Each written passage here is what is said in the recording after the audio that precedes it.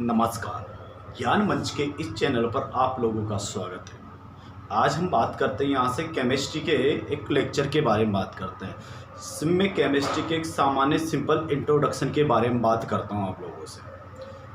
चलिए आइए, ध्यान देना। रसायन विज्ञान की हम बात करते हैं, केमिस्ट्री की बात करते हैं। केमिस्ट्री क्या होती है कि यहाँ से हम बात करेंगे केमिस्ट्री की, और इस केमिस्ट्री की प्रक्रिया के अंतर्गत केमिस्ट्री को इंग्लिश में कहा जाता है, रसायन विज्ञान को क्या कहा जाता है, केमिस्ट्री। और केमिस्ट्री क्या होती है, एक ग्रीक भाषा के शब्द कीमिया नामक शब्द से बना है, जिसका अर्थ होता है यहाँ से काली मिट्टी। ठीक है, ध्यान इधर देख, केमिस्ट्री है तो केमिस्ट्री को यानी कि रसायन विज्ञान और रसायनों का अध्ययन करना क्या कहलाता है, रसायन विज्ञान कहलाता है। यहाँ से अकार्बनिक रसायन विज्ञान यहाँ से तीन प्रकार की होती है, अकार्बनिक है, कार्बनिक है और भौतिक रसायन विज्ञान है।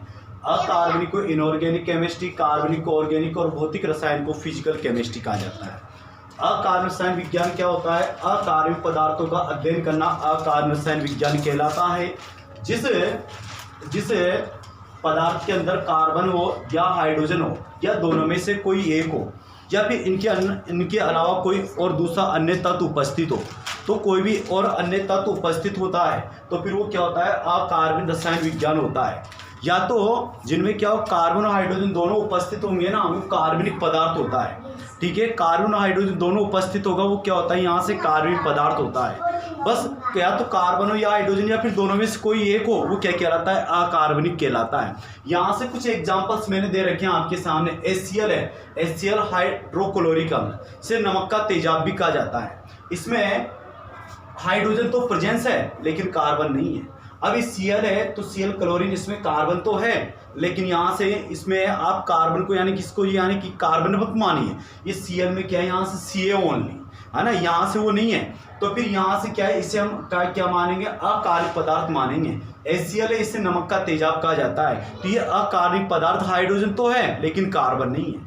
अगर कार्बन और हाइड्रोजन दोनों उपस्थित होंगे तो फिर उसे क्या माना जाता है, कार्बनिक पदार्थ माना जाता है। यह H2SO को नमक का तेजाब, जिसे क्या कहा जाता है, अम्लों का राजा भी कहा जाता है, से यानी कि अम्लों का राजा भी कहा जाता है किसको, H2SO4 को।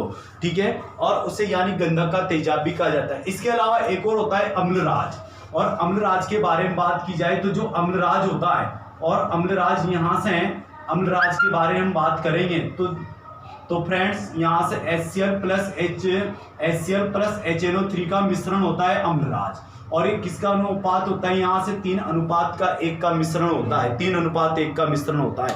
अम्लराज HCl प्लस HNO3 का 3:1 का मिश्रण होता है। जबकि हम बात करेंगे H2SO पर, इसे अम्लों का राजा कहा जाता है और इसे गंधक का तेजाब भी कहा जाता है। तो यहाँ से तो हुआ हमारे पास अम्लराज है, HNO3 सोरे का तेजाब है, CCl4 कार्बन टेट्राक्लोराइड, इसमें हाइड्रोजन तो कार्बन नहीं है, इसमें कार्बन है लेकिन हाइड्रोजन नहीं है।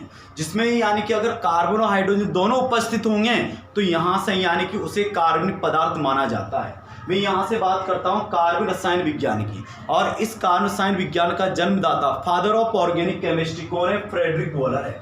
इसी ने सबसे पहले कार्बन रसायन विज्ञान में बनने वाले सबसे पहले यौगिक यूरिया के बारे में क्या की थी, यहाँ से खोज की थी। और यूरिया का सूत्र क्या होता है, NH2CO NH2 होता है भी यहाँ से। ठीक है, और इस यूरिया में आप ये देखिए, इसमें कार्बन और हाइड्रोजन भी है। तो इस कारण से यूरिया को क्या माना जाता है, यहाँ से ऑर्गेनिक कंपाउंड माना जाता है, कार्बनिक पदार्थ माना जाता है। वैसे इसका निर्माण अकार्बनिक पदार्थ अमोनियम साइनेट से हुआ है, और अमोनियम साइनेट बदलकर किससे बदला, यूरिया में, और यहाँ से उसका नाम क्या बन गया, यहाँ से यूरिया बन गया। CH4 में देखिए आप इसको मेथेन में कार्बन और हाइड्रोजन दोनों उपस्थित हैं, तो दोनों उपस्थित होगा तो कोई कैसा पदार्थ होगा, कार्बनिक पदार्थ होगा। तीसरे नंबर की हम बात करते हैं भौतिक रसायन विज्ञान के बारे में, और इस भौतिक रसायन विज्ञान के बारे में पदार्थों की भौतिक और रासायनिक प्रक्रियाओं का अध्ययन किया जाता है, उसे क्या कहा जाता है, भौतिक रसायन विज्ञान कहा जाता है दोस्तों।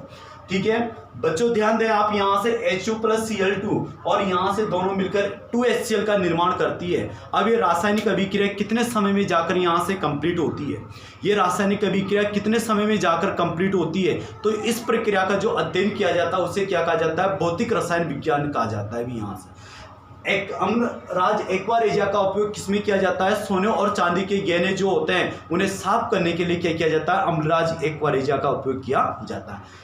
इसके बाद में कल मिलते हैं अपन धमाकेदार एंट्री के साथ, नए वीडियो और नए जोश के साथ। ठीक है।